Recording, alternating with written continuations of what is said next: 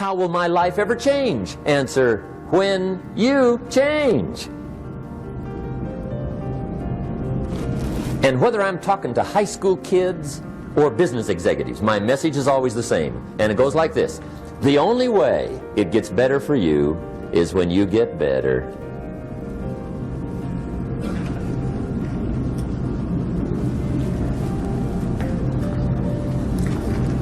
Let me give you the 4 major lessons in life to learn. Here's 4 majors. It's good to study the majors. In our weekend seminar we teach, some people don't do well because they major in minor things. You've got to be on the lookout. At the end of every week, end of every month, you've got to check, make sure you're not spending major time on minor things. We go through that whole series. Majors and minors.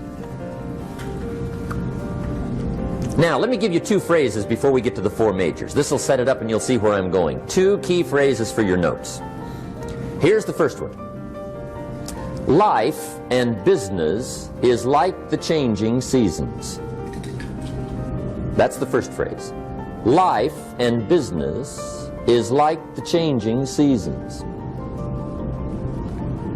One of the best ways to describe life, it's like the seasons.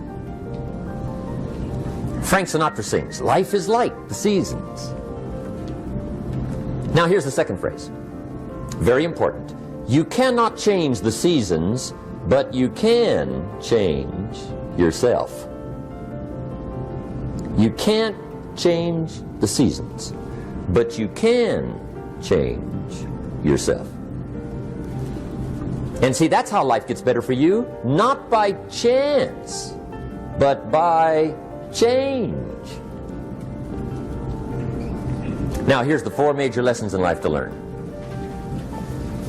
I've got my first book finished, came out a couple of weeks ago. This is in it, the 4 major lessons in life to learn. Here they are. Number 1, learn how to handle the winters. That's lesson 1. They come right after falls, with regularity. Some are long and some are short and some are hard and some are easy, but they keep coming. You must learn to handle the nights. They come right after days. You must learn to handle difficulty. It comes right after opportunity. You must learn to handle recessions. They always follow progressions for the last 6,000. See, it isn't going to change. The lesson you must learn is how to handle it. And there's all kinds of winters, right? The winter when you can't figure it out. The winter when it all goes smash. The winter when it turns belly up. The winter when it won't work, when you've run out of money and you've got a broken heart. See, those are winter times. There's all kinds. Economic winters, social winters, personal winters. When your heart is smashed in 1,000 pieces and the nights are unusually long, your prayers seem to go no higher than your head. It's wintertime. Barbra Streisand sings, it used to be so natural to talk about forever, but used to be's don't count anymore. They just lay on the floor till we sweep them away. You don't sing me love songs, and you don't say you need me, and you don't bring me flowers anymore. A song of winter. But see, the disappointments come. Those are normal. That's part of life. But the question is, how do you handle it? How do you handle the coming winters and the disappointments and the down times? Well, you can't get rid of January by tearing it off the calendar. But here's what you can do. You can get stronger, you can get wiser, and you can get better. The winters won't change, but you can. And that's how life changes for you. See, before I understood, when it was winter, I used to wish it was summer. I didn't understand. When it was hard, I used to wish it was easy. I didn't know. And then Mr. Schoaf gave me a part of his very unique philosophy when he said, don't wish it was easier, wish you were better. See, that triggered my whole life change. Don't wish for less problems. Wish for more skills. Don't wish for less challenge. Wish for more wisdom. That's the key. So that's lesson 1, learn how to handle the winters. Here's lesson 2, learn how to take advantage of the spring. That's the second one. Spring is called opportunity. And spring follows winter. What a great place for it. If you were going to put it somewhere, that'd be the place to put it, right after winter. And pray tell, how often does spring follow winter? Every year with regularity, 6,000. You can almost count on it. See, opportunity always comes. Days follow nights. Isn't that terrific? Opportunity follows difficulty. But here's what you must learn to do. Underline these 2 words in that key phrase. Take advantage. Underline those 2. You must learn to take advantage of the spring. See, just because spring rolls around is no sign you're going to look good come fall. You gotta do something with it. In fact, you have to get good at one of 2 things in life. Planting in the spring or begging in the fall. Or get somebody to do it for you. See, those are about the only alternatives. Now here's what else you must do. Take advantage of the springs quickly, because there's only a few. Just a handful of springs have been handed to each of us. They don't come forever. Life is fairly brief. So you got to read every book you can get your hands on what to do with your springs while they're here. And take advantage, they soon run out.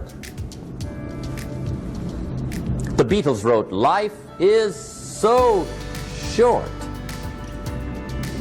And for John Lennon, it was extra short. But life is brief. Elton John sings, "She lived her life like a candle in the wind."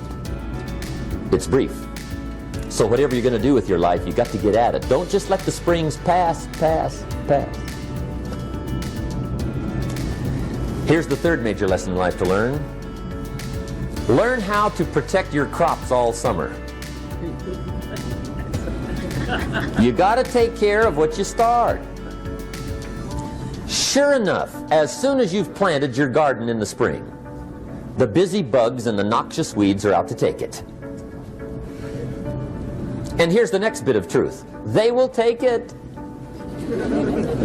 unless you prevent it. And that's the 3rd major skill to learn. You've got to learn to prevent the intruder from taking all the good you start. It's one of the challenges. Here's 2 key phrases under number 3. First one, all good will be attacked. On this planet. Maybe not the next one we get to, but on this one, all good will be attacked. Every garden will be invaded. Not to think so is naive. And here's the second phrase. All values must be defended. Political values, social values, community values, family values, marriage values, friendship values, business values. Every garden must be tended all summer. 3rd major lesson. Now here's number 4. 4th major lesson in life to learn. Learn how to reap in the fall without complaint. Learn to reap come harvest time without complaint. Take full responsibility for what happens to you. It's one of the highest forms of human maturity, accepting full responsibility. It's the day you know you've passed from childhood to adulthood, the day you accept full responsibility. And another note, learn to reap in the fall without apology. Without apology if you do well, and without complaint if you don't. That's maturity. I used to have that long list of reasons why I wasn't doing well. To explain. You got to explain, right? Otherwise you're going to look bad. I used to have this funny list called Reasons for Not Looking Good.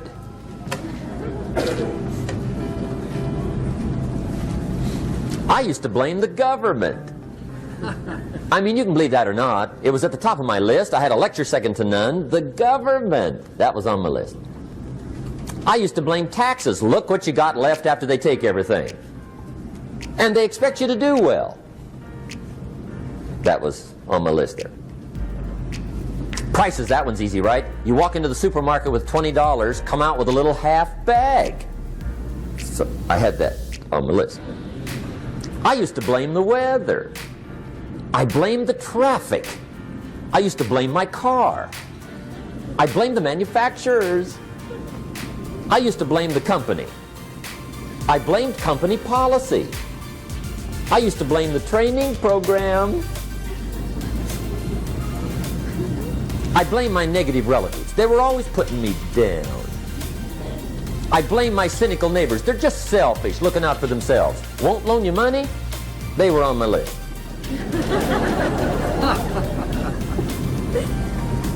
I used to blame the economy. I blamed the community. That's a pretty good list for not doing well, isn't it? I thought it was good. I'll never forget one day, Mr. Schoaf was very kind, but he was also very blunt, and this was no exception. And I'm glad he was blunt. There's a lot of things I'd have missed if he hadn't have been blunt. One day, with sort of a curious look on his face, he said, "Jim, just out of curiosity, tell me, how come you haven't done well up until now?" Excellent question. I thought, well, so I won't look too bad, I'll go through my list. And this list I just gave you, I put that on him.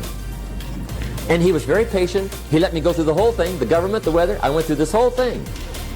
When I finished, he looked my list over very carefully. He said, "Mr. Rohn, big problem with your list. You ain't on it." How brilliant.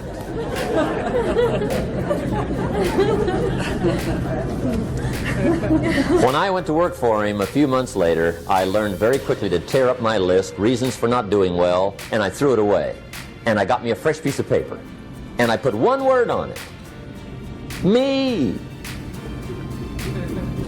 There's a Black Heritage spiritual that says, "It's not my mother nor my father, nor my brother nor my sister, but it's me, oh Lord, standing in the need of prayer." See, I used to blame everything outside. And then let me give you a little philosophy that helped turn my life around. For your notes, here it is.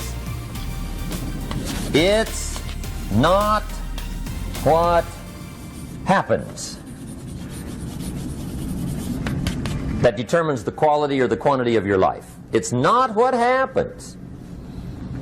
And the reason is because what happens happens to about everybody. No different. The sun went down on all of us last night. A common event, a happening. And I found out that the same things can happen to two different people. One gets rich and one stays poor. Why is that? It's because it's not what happens, but rather it's what you do that changes everything. So that's a key phrase. It's not what happens, it's what you do. What happens is about the same. You might put that in parentheses here. Same. What people do, that's what's different. Anything can happen, right? Everything can happen. I've heard all the stories. I've been one of the stories. Hey, we could all tell stories all night long, right? Happenings. Anything can happen. Have you heard of Murphy's Laws? Anybody here heard of Murphy's Laws? Okay, most of you have. Murph had these laws. One of them was, if anything can go wrong, it will. That's one of Murphy's laws. He was not one of the great positive speakers of the day. But anyway, it's still true though, right? Anything can go wrong, everything can go wrong. For sure. I've fallen out of the sky so many times. Once to the tune of a couple of million. Devastating. Took me a while to survive that one.